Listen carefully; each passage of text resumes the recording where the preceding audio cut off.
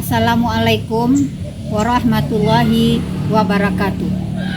Saya Riana Dewi MSI, Kepala SMA Negeri 1 Baso, pada Pendidikan Guru Penggerak Angkatan 10 tahun 2024 untuk Kabupaten Agam bertindak sebagai pengajar praktek. Pada kesempatan ini, Jumat 4 Oktober 2024 akan melakukan PI 6 ke SMA Negeri 1 Ampe Angke untuk CGP Ibu Titin Izatul Ulfa. Selamat menyaksikan.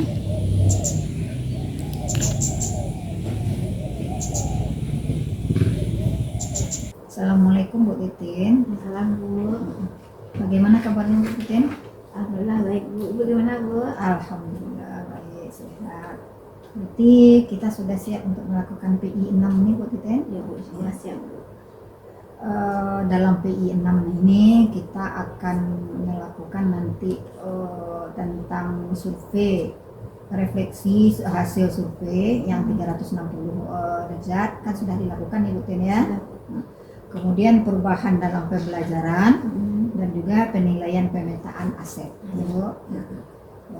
Kira-kira dalam sebulan ini, pembelajaran sebulan ini, apa yang sudah Bu Titin lakukan? Bulan ini Dalam bulan-bulan, mungkin bulan September, ya. Selama guru penggerak nih, kegiatan guru penggerak. Terima kasih Bu. Ya. Selama 1 bulan terakhir ini Bu, yang jelas yang dilakukan itu menyusun program Bu. Program yang berpihak pada murid berdasarkan aset, pemetaan aset. Ya. Jadi yang Titin ambil itu Bu, programnya judulnya komunitas Olimpiade Sains. Maka disusunlah tahap kerja di sana. Ya. Nah, itu untuk menyusun program Bu. Ya yang dimulai dengan pemetaan aset tadi itu Bu. Ya. Jadi selain itu juga ada pelaksanaannya dalam kelas, dalam kompetensi dalam melakukan pembelajaran Bu. Ya. Lebih ke penerapan dengan teknologi gitu Bu. Ya. Kira-kira seperti itu Bu. Jadi itu sudah diselesaikan dalam bulan ini Bu Titin? Kalau untuk yang program itu kan baru sampai tahap gali mimpi Bu.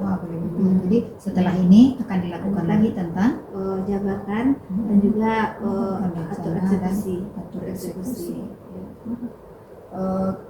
Kira-kira kalau tugas-tugas di LMS bagaimana Bu Titin? Sudah selesai semuanya? Sudah kemarin dilihat sudah 96% Bu. Ini tinggal yang PI namanya Bu, sama dan aksi nyata 3.2 kan berkaitan yang ini. Terus sama yang terakhir mungkin kelengkapan dokumen-dokumen yang lainnya Bu. Berarti sudah hampir selesai, tidak ada yang tertinggal ya tugas-tugasnya Bu Titin? Insya Allah sudah 96% Bu.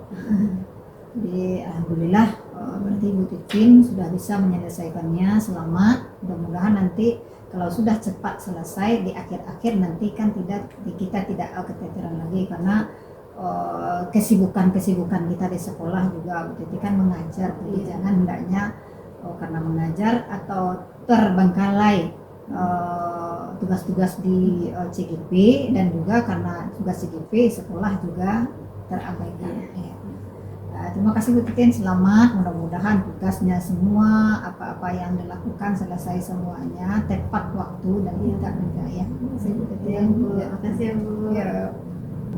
Bu Titin, kita sekarang masuk pada bagian inti dari pendampingan ya. Jadi dari beberapa kegiatan tadi kita mulai sekarang dulu dengan refleksi hasil survei feedback 360 derajat. Nanti diisikan ke LMS ya Bu. Iya Bu. Apa yang sudah dilakukan. Berdasarkan feedback itu, siapa saja kemarin yang Bu Titin minta hasil feedbacknya ya. Mulai dari kepala sekolah Bu, Ya. terus ada rekan-rekan guru sejawat, juga satu lagi murid. Jadi rekan guru sejawat ini 5 orang. Iya 5 orang. Murid juga 5 orang. 5 orang. Kira-kira dari hasil yang sudah diberikan, kalau menurut kompetensi yang harus Bu Titin lakukan, Bu Titin kuasai, Kira-kira menurut kepala sekolah apa yang kurang Bu Titin? Eh, Yang perlu peningkatan? Mungkin kalau disimpulkan ya Bu, Ya. di kepala sekolah itu mungkin kolaborasi dengan rekan guru sejawat dan juga organ sekolah lainnya Bu, dalam tadi meningkatkan kompetensi-kompetensi yang harus seorang guru miliki Bu. Ya. Jadi untuk lebih ke kolaborasi, mengajak guru lain untuk berefleksi, untuk sama-sama dalam peningkatan kompetensi-kompetensi yang harus dimiliki itu. Iya. Oh, kalau menurut guru rekan sejawat apa kira-kira Bu Titin? Kalau menurut guru-guru kesejahteraan mungkin beriringan dengan yang kelas-kelas tadi ya Bu, memang lebih ke kolaborasi, bekerja sama dalam hal apapun gitu Bu, sehingga orang yang diam-diam saja mau aktif gitu Bu, itu intinya Bu. Gara-gara kita dengan adanya partisipasi kita, guru yang tidak aktif menjadi aktif ya betul ya. Atau yang sudah punya pengetahuan kan lebih berkembang pengetahuannya setelah berbagi gitu. Iya. Jadi mungkin kalau disimpulkan lebih kolaborasi sebenarnya. Mungkin penyimbasan juga ya Iya. gitu ya. Kemudian kalau menurut murid bagaimana? Kalau menurut murid, tentunya murid ingin pembelajaran itu yang menyenangkan, pembelajaran yang bersinggungan dengan teknologi, dan alhamdulillah dan sudah ditingkatkan itu Bu. Tim pribadi sudah meningkatkannya dalam kelas, dan memang dampak positifnya itu langsung terlihat Bu, baik dari aktivitas dalam kelas maupun ke hasil belajar. Ya Bu, seperti itu Bu. Jadi anak yang selama ini mungkin malas Bu Titin ngajar matematika ya mungkin merasa matematika selama ini Menghantuinya artinya suatu mata pelajaran yang paling tidak disenangi ya. Mungkin dengan adanya pembelajaran yang Bu Titin lakukan jadi mereka menjadi antusias juga ya, mungkin menanti-nanti kehadiran Bu Titin di kelas gitu ya. Kira-kira untuk memperbaikinya yang tadi itu bagaimana Bu? Apa kira-kira yang Bu Titin lakukan agar kompetensi itu Bu Titin miliki? Tentunya mulai dari diri sendiri dulu ya. Mulai dari sendiri, belajar dari sumber belajar manapun, termasuk di CGP ini banyak sekali ilmu-ilmu yang sebelumnya tidak terpikirkan gitu Bu. Mulai dari diri sendiri, lalu berkolaborasi dengan teman-teman, mulai dari yang satu mata pelajaran, satu bidang Bu, yang lain, lalu dengan guru-guru yang lainnya juga Bu. Jadi intinya tadi Bu, berkolaborasi gitu Bu. Mengenai apapun Bu, bisa jadi kompetensi, bisa jadi metode, model pembelajaran gitu Bu. Sehingga nanti akhirnya kan tujuan kita kan supaya kita menjadi pemimpin pembelajaran yang berpihak pada murid. Dalam melakukan itu kira-kira Bu Titin akan melibatkan siapa? Idealnya kan kita harus berkolaborasi dengan seluruh warga sekolah.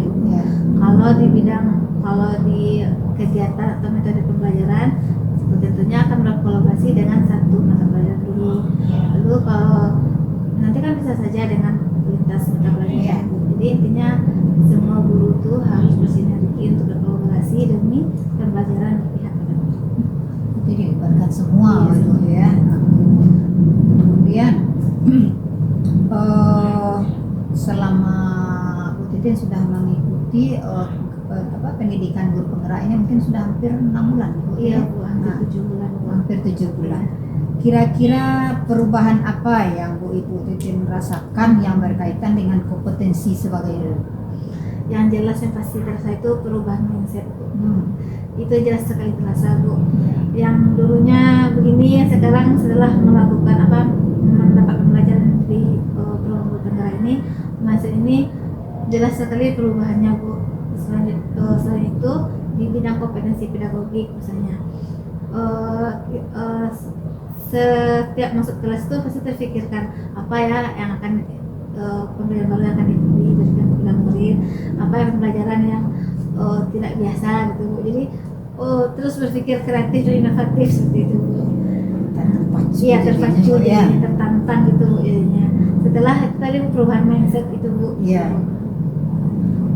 Setelah itu kan dari segi Bu Titin sendiri ya, kira-kira perubahan yang terlihat dari murid bagaimana? Tentunya tadi itu sudah ditingkatkan juga tadi kan Bu. Jadi setelah tidak terapkan metode dan model pembelajaran yang bersinggungan dengan teknologi tadi itu Bu. Jadi nampak terlihat antusias murid yang nantinya akan berdampak positif pada aktivitas murid di dalam kelas. Murid akan lebih hadir penuh dalam kelas, lebih aktif, yang nantinya juga akan berdampak pada asesmennya, pada hasil belajarnya gitu Bu. Jadi tidak ada lagi anak yang tidur dalam kelas Bu, itu tidak ada lagi anak yang tidur dalam kelas. Ya, anak itu lebih aktif dan terlibat dalam aktivitas dalam kelas. Dengan terlibat dia tidak ada lagi kesempatan untuk mengikuti ya. Kira-kira yang belum yang belum memuaskan menurut Bu Titin apa? Yang belum memuaskan mungkin karena kita kan belajar sambil menerapkan gitu ya. Tentu saja pembelajaran berdiferensiasi ini kan sesuatu yang sebenarnya kan sudah lama, tapi kan konsep itu baru di kurikulum Merdeka. Mungkin penerapan pembelajaran berdiferensiasi yang ideal itu Bu, itu yang kalau peningkatannya kan kalau pembelajaran berdiferensiasi itu kan kita harus tahu dulu, kenal muridnya, bagaimana gaya belajarnya, sampai ke latar belakang rumah tangga kehidupannya gitu Bu. Jadi di situ tantangannya itu Bu, mengenal anak dengan gaya belajar, minat dan juga latar belakang keluarganya itu Bu. Yang harus kita sesuaikan dengan metode dan model pembelajaran itu tadi Bu. Gitu.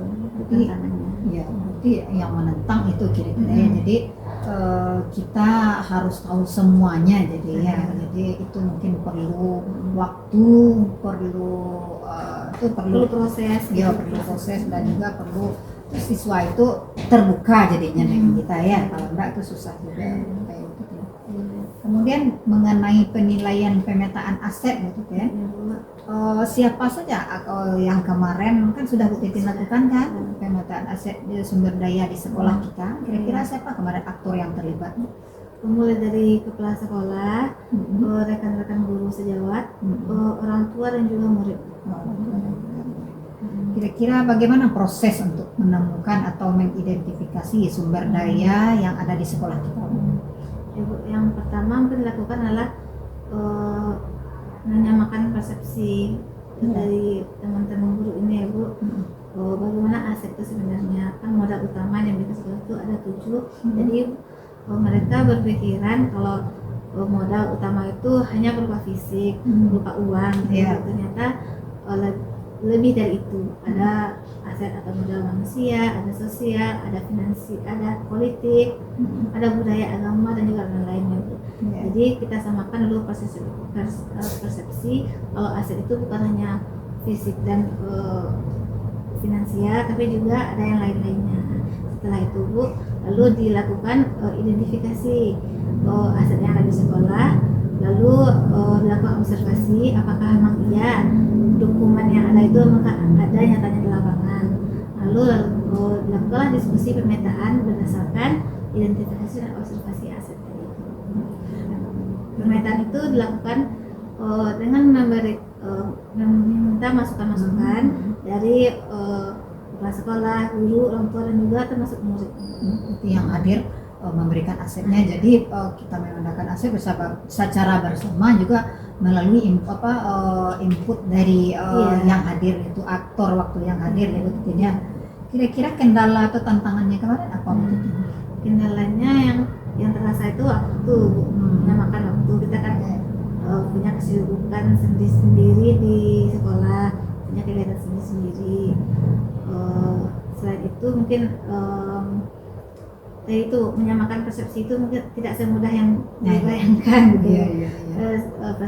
Persepsi mengenai modal utama sekolah ini Bu. So, mungkin lagi kendalanya itu, tantangannya itu di anggaran, harus disesuaikan dengan anggaran sekolah. Karena seperti Bu Titin katakan tadi, orang aset itu menganggapnya selama ini barang ya, barang-barang yang kita beli dengan dana bos atau dana komite, daftarkan nanti itu menjadi aset ya. Jadi itu mungkin butuh proses ya Bu Titin. Kira-kira bagaimana perasaan Bu Titin setelah selesai melakukan pemetaan aset kemarin, sudah teridentifikasi, bagaimana perasaan?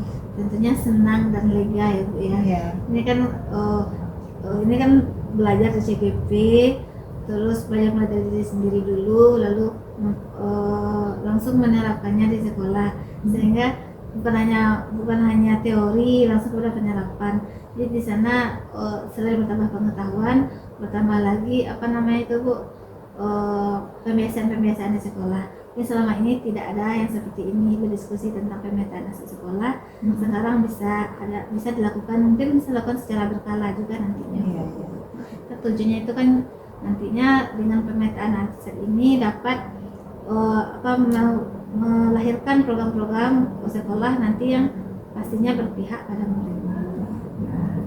Kemudian apa pertimbangan kemarin dalam menentukan aset atau sumber daya sekolah itu? Pertimbangannya yang jelas yang paling penting itu dia harus berpihak pada murid. Kita harus memfasilitasi murid. Lalu yang selanjutnya itu mungkin ke kepentingan mata pelajaran, kan Bu, pasti bersinggungan juga dengan aset-aset dari sekolah, dan juga lebih ke kolaborasi antar guru. Dengan adanya ini maka terjalinlah lagi kolaborasi tadi. Kira-kira dari aset tadi berapa macam tadi Bu Titin? 7 macam. Nah, kira-kira yang belum menemukan asetnya kira-kira yang mana? Aset yang agak belum kurang gitu ya. yang belum teridentifikasi gitu yang ya, Bu. identifikasi kira-kira. Setelah dipikir-pikirkan juga kan Bu, mungkin bisa aset dari aset sosial gitu Bu. Diingat-ingat lagi di sekitaran AMPIK ini kan ada UMKM ya Bu. Iya. Kan AMPIK terkenal dengan konveksinya. Mungkin itu bisa dijadikan aset juga Bu. Diminta orang itu untuk ke sekolah untuk memberikan semacam materi dan pengalaman gitu ya. Iya. Ada lagi di sekitar ini juga ada sanggar seni yang dimana setelah dilakukan observasi juga Bu, ternyata orang itu melakukan pagelaran seni secara berkala. Jadi menurut Titin ya Bu, bisa dijadikan aset sosial juga untuk memberikan dampak positifnya ke sekolah. Terima kasih Bu Titin. Assalamualaikum Cah. Waalaikumsalam Ibu. Bagaimana Cah kabarnya tadi ini? Alhamdulillah baik. Alhamdulillah, mudah-mudahan sehat selalu Ibu Cah. Kemarin Bu Titin kan sudah melakukan pemetaan aset ya Bu Cah. Bu Cah ikut kemarin? Ikut, Bu. Ikut. Nah sekarang Ibu wawancara Bu Cah sedikit tentang pemetaan aset Bu. Kira-kira bagaimana prosesnya dalam menentukan aset kemarin Bu? Sumber daya kemarin. Itu diawali dengan sosialisasi dulu dari guru penggerak Bu, itu Kak Titin, dengan menyamakan persepsi terlebih dahulu bahwa aset di sekolah itu bukan hanya aset secara fisik atau aset hanya secara sarana prasarana, tapi di dalam aset tersebut juga ada aset sosial, aset politik, lalu aset-aset sumber daya manusia, yang mana pemikiran awal kami itu kan aset ini hanya berdasarkan yang ada di pos sarana saja gitu. Ternyata berbeda, ada juga aset-aset yang lainnya. Jadi diawali oleh guru CGP dulu itu memberikan pemahaman terlebih dahulu tentang aset-aset dari sekolah saja. Kemudian selanjutnya bagaimana? Lalu setelah itu dilakukan identifikasi. Identifikasi ini mengumpulkan data-data berdasarkan apa saja aset-aset yang ada di sekolah kita, baik itu guru yang kompeten dalam bidangnya, aset sumber daya manusia, lalu aset sosial apa saja yang ada, lalu didata semua. Setelah didata baru dilakukan observasi, dilakukan observasi untuk melihat apakah data ini sesuai dengan yang dilihat gitu kan. Nah setelah itu baru kami di sana ada wakil, ada guru, ada orang tua untuk melakukan diskusi terkait dengan aset ini. Baru dilakukan pemetaan. Jadi ada masukan dari ada masukan kita semua yang hadir di situ yang berdasarkan masukan tersebut lah makanya dilakukan pemetaan ini. Kemudian dalam kegiatan pemetaan aset itu menentukan sumber daya yang ada di sekolah ini, kira-kira apa kendala atau tantangan itu? Kendala dan tantangan mungkin di sini yang pertama sekali itu waktu ya Bu. Ya. Waktu di sini kita sama-sama tahu ini guru-guru punya kesibukan, waktu kesibukan pribadi masing-masing yang mana untuk menentukan satu hari atau waktu untuk berdiskusi ini susah. Ya. Jadi mungkin itu hambatannya Bu. Ya. Mungkin nanti kalau sudah konsisten dilakukan ada jadwal penjadwalan mungkin bisa gitu kan Bu. Lalu yang kedua itu dari segi persepsi komunikasi. Nah untuk menyamakan persepsi itu mungkin masih ada hambatan dan itulah tantangan nanti untuk menyamakan persepsi di pihak yang terkait, pihak terlibat. Lalu yang ketiga mungkin dari segi anggaran mungkin otomatis untuk aset ini harus disesuaikan juga dengan anggaran di sekolah. Sudah kondisi sekolah kita kondisi ya, sekolah ya. juga. Bagaimana perasaan Bu Ica ketika berhasil mengidentifikasi sumber daya sekolah kita? Tentunya sangat senang ya Bu. Kita bisa dari hasil diskusi tersebut kita bisa membuat pemetaan yang mana nanti dari hasil pemetaan ini dapat membuat program yang mana program ini nanti harus pasti berpusat ke peserta didik gitu. Jadi program tersebut sudah kita rancang sesuai dengan dari hasil pemetaan ini. Jadi sesuai dengan kebutuhan. Sesuai dengan kebutuhan dari peserta didik. Kira-kira apa pertimbangan dalam menentukan sumber daya sekolahnya? Pertimbangannya yang pertama seperti tadi Bu, anggaran sekolah. Lalu yang kedua itu prioritas dari mata pelajaran Bu. Kita harus prioritaskan dulu mata pelajaran apa yang terlebih dahulu kita lakukan pemetaan atau kita perbaikan asetnya atau perbarui asetnya. Lalu yang kedua dari kebutuhan peserta didik. Peserta didik sebenarnya sekarang butuh apa? Nah itu yang harus kita fasilitasi terlebih dahulu. Nah, mungkin itu.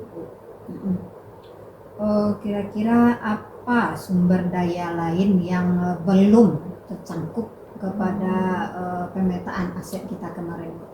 Sumber daya yang belum mencakup mungkin kerjasama, ini aset sosial mungkin ya Bu. Menjalin kerjasama dengan alumni, dengan orang tua. Atau bisa jadi orang tua ini dijadikan guru tamu di sekolah kita untuk itu kan juga termasuk nanti aset dari sosialnya. Lalu bisa juga dengan pemanfaatan teknologi yang lebih canggih Bu. Pemanfaatan teknologi yang canggih supaya nanti pembelajaran berdasarkan teknologi yang sekarang lebih ditingkatkan lagi.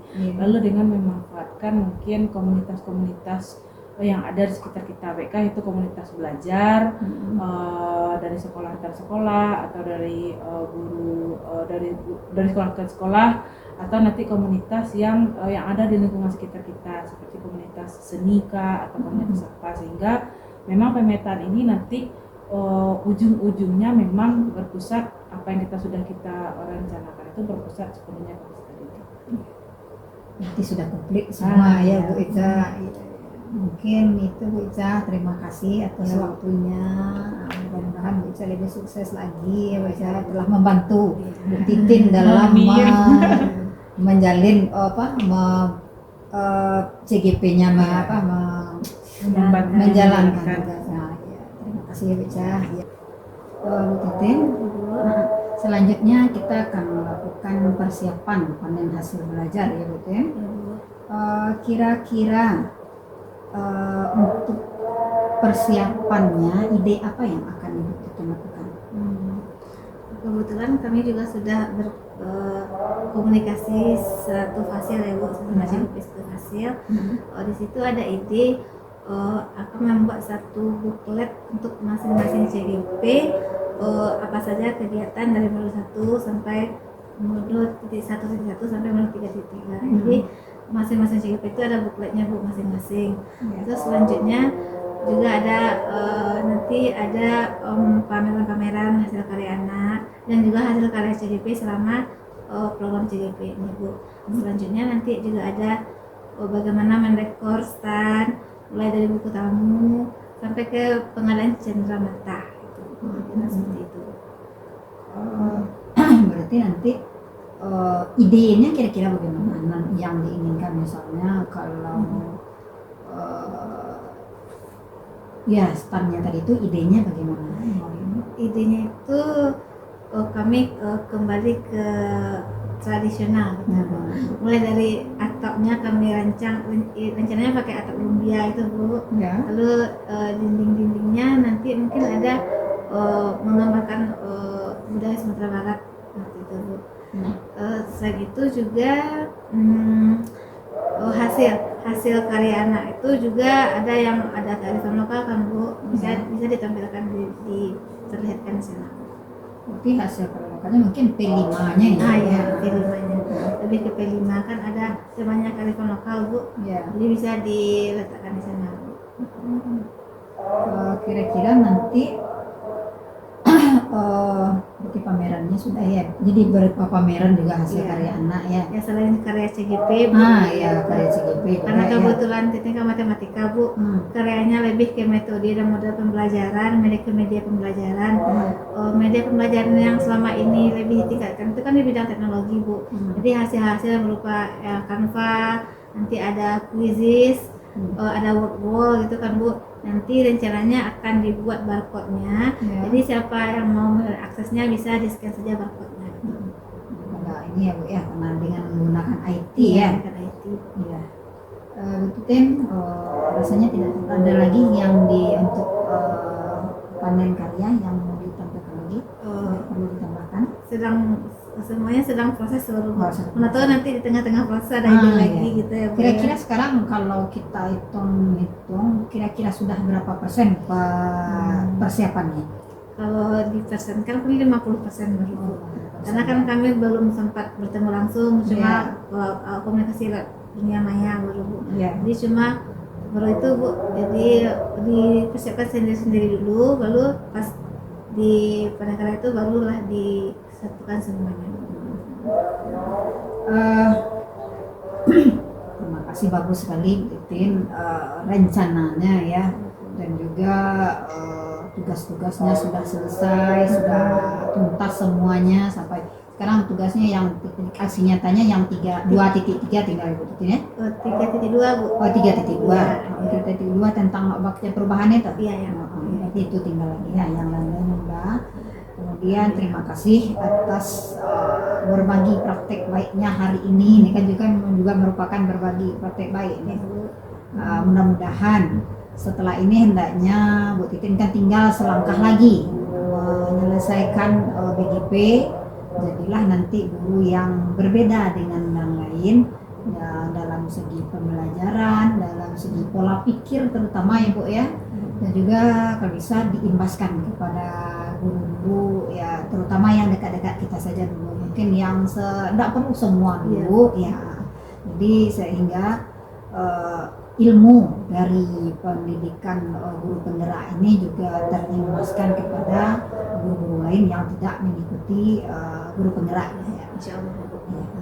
Kira-kira ada yang perlu kita masalah-masalah kira-kira yang perlu kita bicarakan atau yang ingin disampaikan ke fasilitator gitu? Rasanya sampai saat ini masih berjalan lancar ya. Iya. Ada kendala-kendala kira-kira. Mungkin waktunya saja ya Titin ya. Nah, mungkin lebih kita ngejak ke depannya Bu. Itu merupakan sebuah tantangan Bu.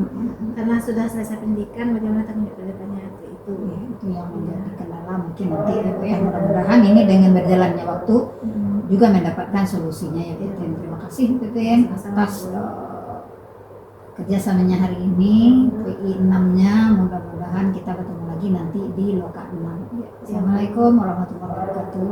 Assalamualaikum.